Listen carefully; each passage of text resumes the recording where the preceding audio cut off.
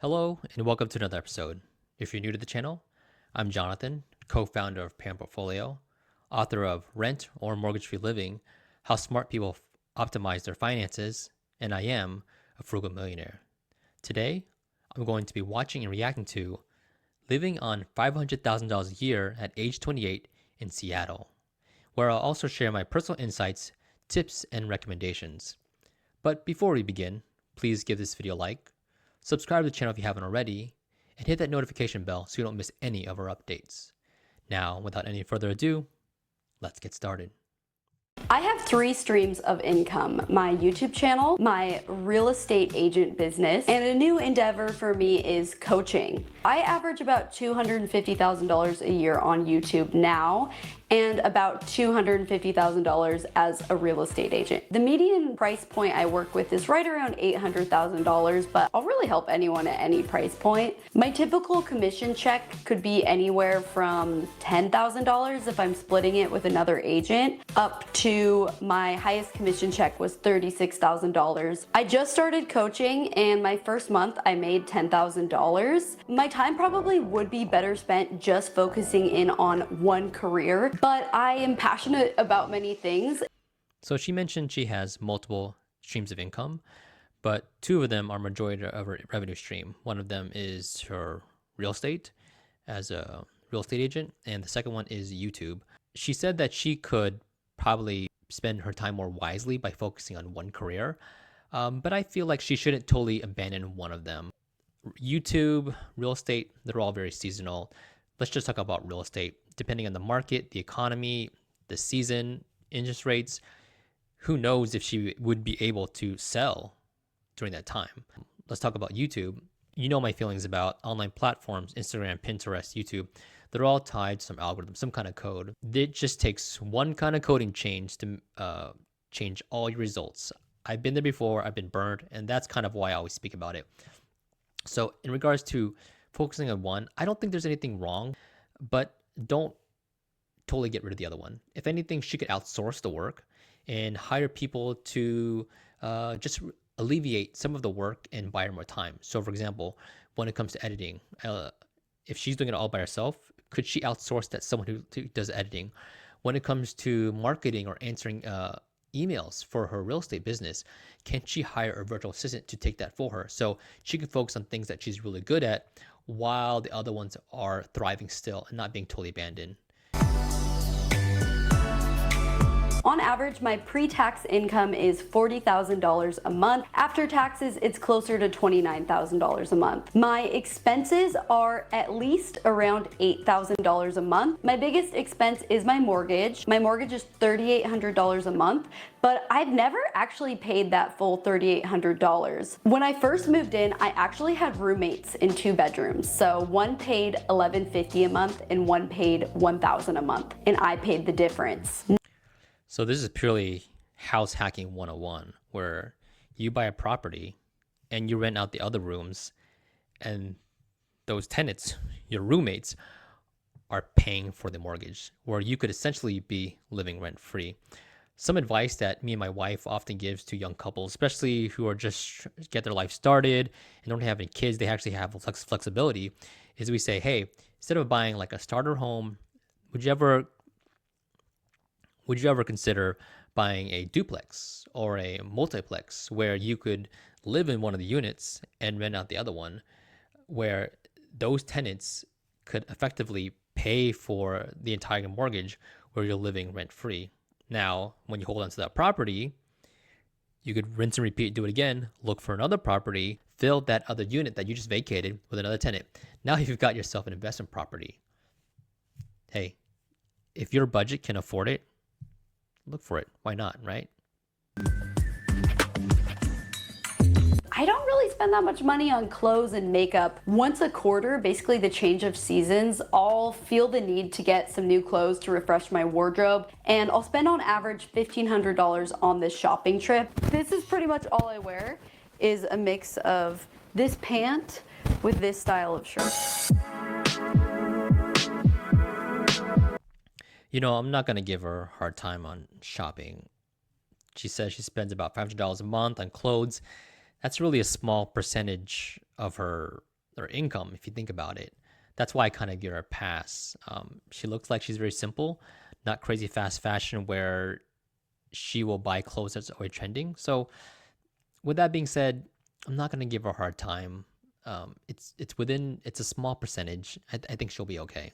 My health insurance is $13 a month. It is a catastrophic plan, so if something horrible happened to me, I would have to pay $16,000 out of pocket, and then the rest would be covered. I do have enough money in an emergency fund where if something did happen, I would be okay, and it wouldn't be a huge hit to my finances. That's not too bad. She's paying $13 a month on health insurance. That's extremely low, but why? She is paying a very, very extremely high deductible, $16,000. But one thing to note though is that she has an emergency fund already prepared just in case she needs to pay the deductible. So instead of spending like maybe $300 or $500 a month in health insurance, and then you never have to really use it, then that carries over next year. She's looking more at how much money she can save by only spending $13 a month on insurance. Once again, she's impressing me. Great job. Very, very savvy. I spend about $150 a month on subscriptions. My main subscriptions are actually business expenses. Storyblocks.com is probably my most expensive subscription. This is $70 a month and it is stock footage. Even just one clip a month that saves me time is worth it to pay the $70 a month. I really try to not do paid subscription models because sometimes I do them and I forget about them. I absolutely hate them. Unfortunately, I went through my finances recently and found I was paying $5,000 a year in subscriptions, and a lot of them were things that I didn't know about and forgot about. It's so hard to track these all down that what I did was I actually called and I reported my credit card as lost so that all of the subscriptions would cancel and I would have a clean slate, because it was honestly just so overwhelming to figure out. I'm a little bit embarrassed by my finances sometimes. I feel like I don't have it all under control. Being unaware of your subscriptions is actually not uncommon. There are a lot of people who sign up for subscriptions and put them on a card and don't even know they have them. So she's not alone in the situation. Just think about it. Is there a music platform that you no longer use? How about a streaming service that you also paid for, that you also have another one that also has the same kind of library, the same kind of content? Do you even use the other one? What about a gym membership? This is a common case with everyone. So I think what would really help here if she really had a budget, because she would actually be knowing where to assign her money towards. So for example, I'm going to assign this amount of money towards streaming service, this amount of money to gyms, and not only creating a budget for spending, but analyzing the spending habits, meaning, okay, I spent money on gym, but did I really use it? Will it ever be beneficial? From there, not only having a budget to plan for the future, but also analyzing her spending habits to identify those wasteful subscriptions. So I would really love her to get on a budget. That way, even though she feels like her money's in control, being aware her money's going, I think she'll feel lighter and have a better mental state about everything. 2 years ago, I bought my dream car. It is a Porsche Macan GTS. It has red leather seats. It cost me $70,000. I put $25,000 down on it. So I have a monthly payment of $655 on that car, and insurance is $159. I've loved having that car, but I'm actually going to sell it soon. The one thing I can understand here is, why is she financing the car? Why take on that debt? Her income can totally pay off this car. I mean, she's making so much money every month. Why not pay it off? I hear the argument of like, oh, she may have like a low interest rate, and then she could probably spend that extra cash in investing it and get a better return on her money there. But she didn't talk about that. Right now, she's pretty much an entrepreneur. She didn't talk about investing here or talking about the stock market. So I don't know why she did that, especially when it comes to feeling comfortable with the finances. Having no debt in the back of your mind is a total weight off your shoulders. And so I'm kind of confused here on why she did that. I do a lot of things in a day and my mind is going a mile a minute. This planner starts every day asking me what I'm grateful for. That has been so grounding for me because I definitely do think I used to get caught up in wanting more and more and more financially. You could make $1 million and okay, the next year you want to make $2 million. Nothing's ever gonna feel enough. A lot of people know I have a twin sister, Shelby, that makes YouTube videos, and you might have seen she last year made double what I made. A question that I get asked a lot is, am I jealous of her? Sure, I was a bit jealous for a little while, but honestly, I have everything in life that I could possibly want. It's kind of hard to be jealous when I am so fortunate myself.